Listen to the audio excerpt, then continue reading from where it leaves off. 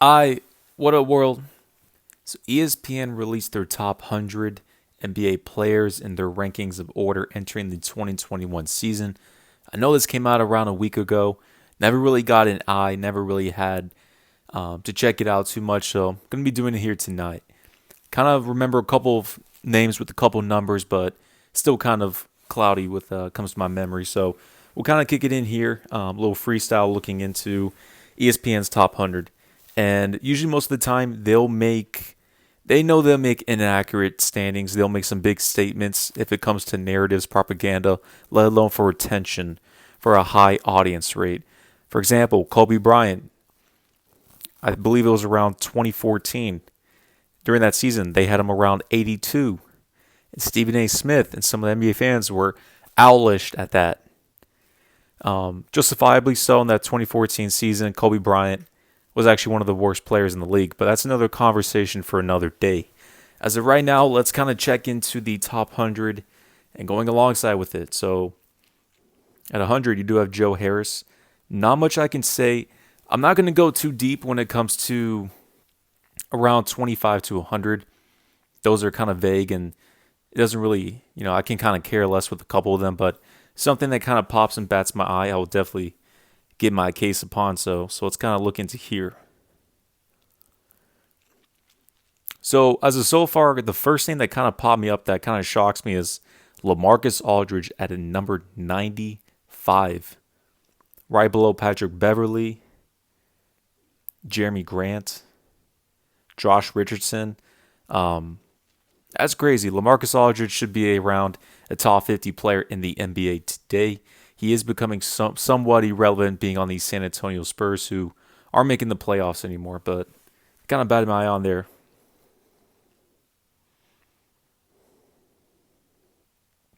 All right, see who else we got.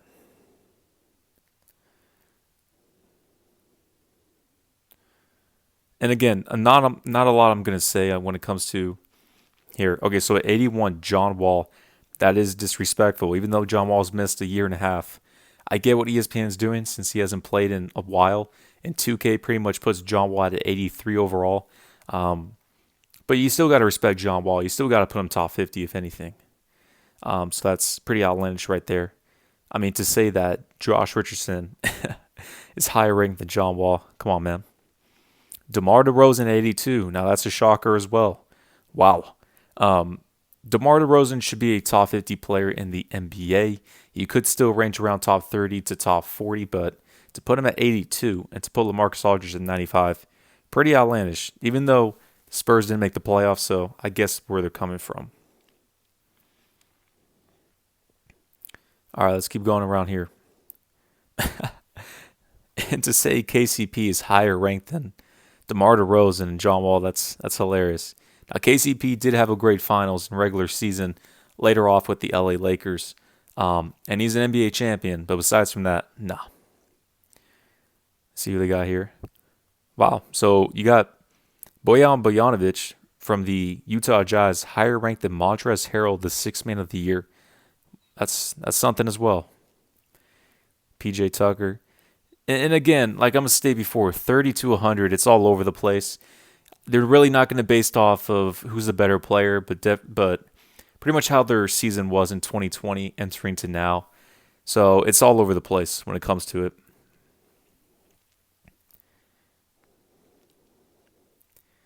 Let's see here. Yeah, Mike Conley over Montrez. That's a shame.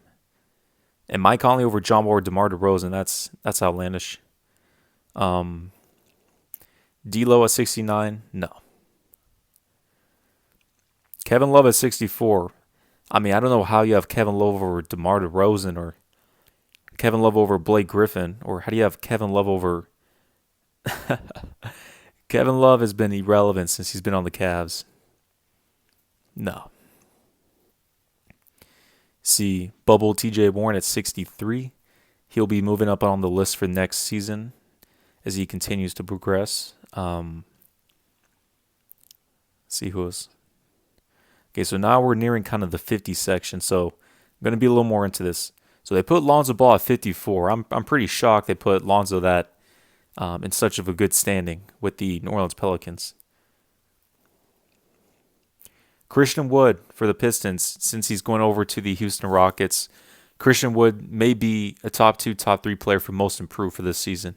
He's going to make a big jump, and he fits perfectly alongside the James Harden system. Michael Porter Jr. can also be a most improved player out there. The 51, he's going to have an electric season. Especially the Denver Nuggets lost Jeremy Grant, Torrey Craig, and some of these other wings. So that's going to leave more opportunity as it is for Michael Porter.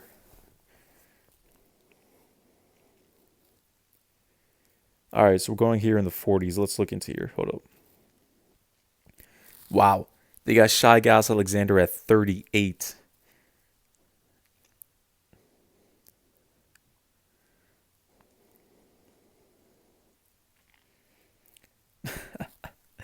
There's no way you put Russell Westbrook at 36. That is, no. Russell Westbrook is a top 15, if not that, a top 20 player in the league. He should not be at 36. No, sir. Chris Middleton at 35. Chris Middleton had a great season last season. There was actually a list a couple months ago that they even had Chris Middleton in the top 10. So I don't know why they're jumping the gun and pushing him way that high now. Chris Middleton should be a top 20, top 25 player in the league. I would say most likely top 25 when we get down to the list. Jaylen Brown at 32. John Moran had a great debut coming into his rookie season. But you still don't put John Moran over Russell Westbrook.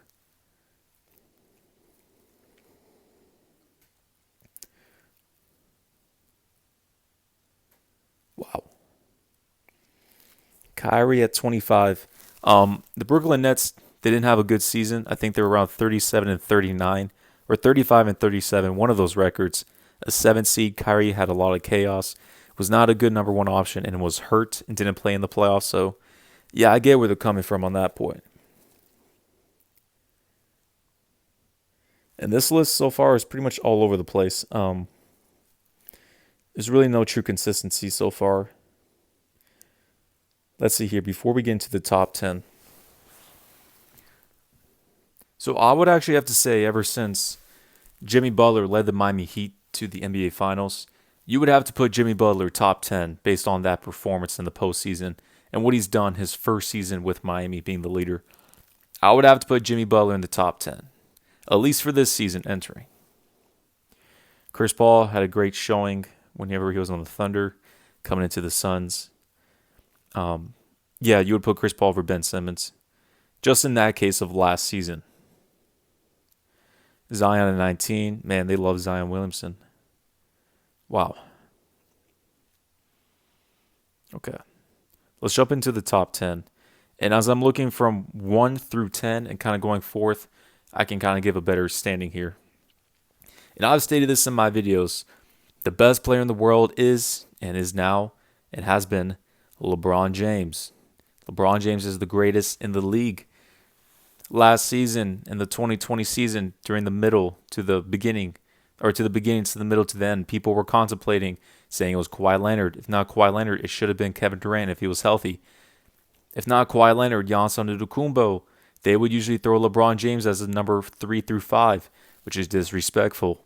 And LeBron James had to show you guys once again, he is still the quote-unquote king in the NBA, and let alone he is the NBA champion and best player in the world. So LeBron James at number 1. For them to put Anthony Davis at number 2, they are making that narrative propaganda statement since the Lakers just won the championship and they want to put a storyline. They want to put reaction. They want to have a lot of NBA fans tune into this. They understand making Anthony Davis number 2, there will be a lot of reaction. There will be a lot of quote-unquote backlash or interaction. But I know what they're doing. Anthony Davis is not the second greatest player in the world, nor should he. Anthony Davis is a beta. He is a number 2 option on the championship contending team. Now, if you put AD as the quote-unquote number 1 guy on the team, he can take you to the first round or second round. That's pretty much about it. If he's in the Eastern Conference, the second round may be a conference finals appearance. Maybe. But in the Western Conference, let alone the whole NBA, Anthony Davis is comfortable being a number 2 option. That's why he's comfortable where he is. For example, like Paul George, he's comfortable being a number 2 guy. They're chill like that. That's how they are with their demeanor. Anthony Davis, for me, would have to range around 6 through 8 in the NBA rankings. He's not top 5. He is not. And you know why? Because you do have other players ahead. And I'm shocked they put Giannis Antetokounmpo at number 3. I am shocked, especially after that playoff burnout. Being gentlemen swept. Should have been swept by the Miami Heat. No, sir. No. Luka Doncic is at 4. That's a pretty good spot. Kawhi, Kevin Durant, and Steph Curry, and James Harden in those spots are terrible. It's a slap in their faces. And to put Damian Lillard, they couldn't even spell Damien right, over Steph Curry and James Harden is laughable. It's an embarrassment. My top 5 as of right now should be LeBron James at 1. He's the top tier. At number 2, it gets a little more trickier because these players are neck and neck. I'm going to have to go with Kawhi Leonard. You got to hear me out. Listen, Kawhi Leonard was the number 2, if not the number 1 guy in the NBA last season. I've always had LeBron James at number 1. Last season, I'm talking 2020, I had 1A LeBron, 1B Kawhi. Kawhi just won a championship. He was the man in the league, the face of the league, basically. So right now, ever since 2020 is done with, I got LeBron 1. I got Kawhi Leonard number 2, even though he flamed out against the Denver Nuggets.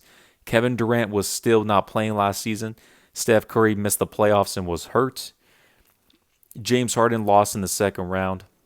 And then Giannis got embarrassed by the Miami Heat. So that kind of puts you in a position for 2 through 5 and 6.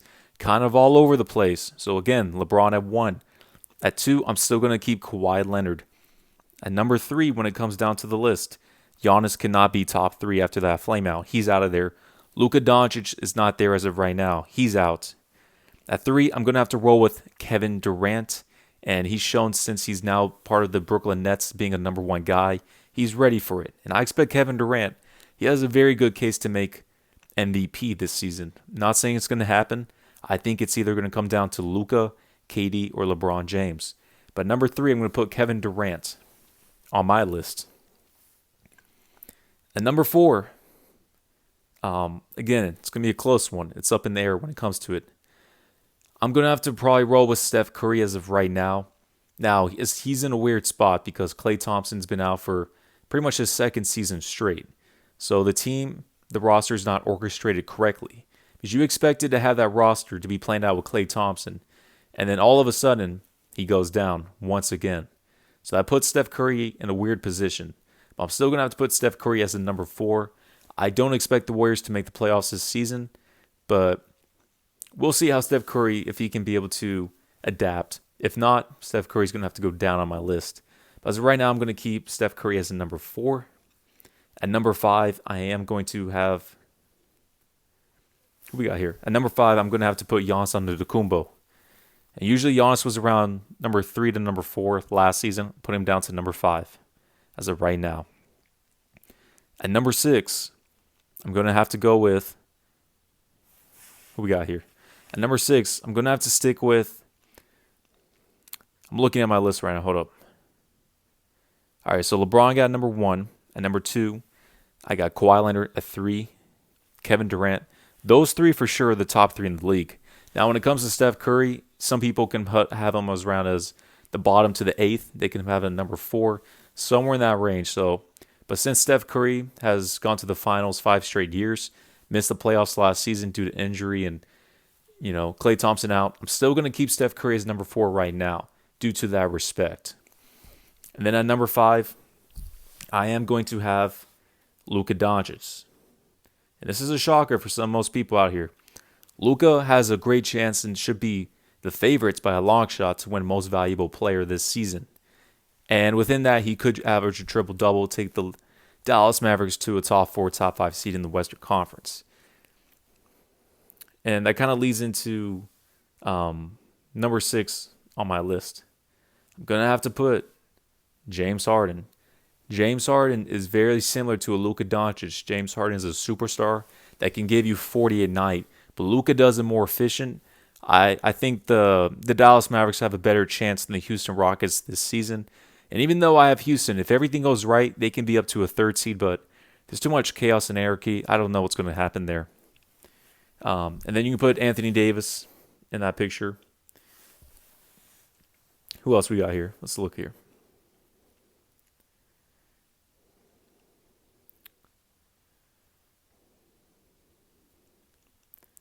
All right, so we got, let's see, 1, 2, 3, 4. We got 5. We got 6, 7, 8. I think I missed a name. Who I got? I got LeBron, Kawhi. I got KD. I got Steph.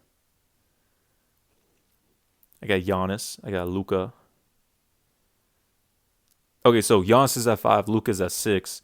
James Harden's at 7. I'm putting Anthony Davis at 8 as of right now. And again, Anthony Davis is not a number one guy. Even though he had an amazing playoffs and finals for the first 2 games or so, Anthony Davis is still not over James Harden for a franchise and impact. He's not over Luka Doncic. He's not. But Anthony Davis, he could move up my list. Who knows? When it comes to the last 2 slots, at number 9 and number 10, and again, I've stated this before. At number 9, I'm probably going to have to put Damien Lillard when it comes down to it. At number 10, out of respect, and since 10 through 15 is pretty much up in the air, neck and neck, at 10, I'm going to put Jimmy Butler since he made them to the NBA Finals. You got to give him that respect, at least for right now, when it comes down to it. Jimmy Butler at number 10. Everything else besides from that is all up in the air. There's a lot of different objective standards, different, arguments that can be made. I'm not going to go too deep when it comes down to it. Usually my top 5, I'm most serious about. Everything else I can kind of care less because those are around top 2 tier and top 2, 3 tier players. The tier 1s in the NBA is LeBron James, Kevin Durant, Kawhi Leonard, Steph Curry. Those are the 4 main ones. And tier 2, when it comes down to it, you're going to see the James Hardens of the world, the Giannis Antetokounmpos, the Anthony Davises, the Damian Lillards, the Luka Doncic. And then the tier after that, you're going to be looking at more into Jimmy Butler, Nikola Jokic, Joel Embiid, Jason Tatum, Ben Simmons, Chris Paul, yada yada. But I'm not going to go too much into here. Russell Westbrook should not be at 36. Some of these players are way, way too low or way too high when it comes down to it. Very controversial when it comes to the top 10 players. I know people are all out there when it comes to it. That's what I have as of right now. I keep it consistent. And just having LeBron James as number 1 for a long time kept it consistent. You can't be jumping players from the best player in the world to out of it every week or every month or every year or so. Usually it takes time to where you have to pass the torch. And LeBron James has not passed the torch yet. So I'm going to leave it at that. The true things that really got my eye was Anthony Davis at 2, Giannis at 3. That's laughable. Kawhi, KD, Steph, and Harden should not be 5 through 9. In that range like that. No. But we'll leave it at that.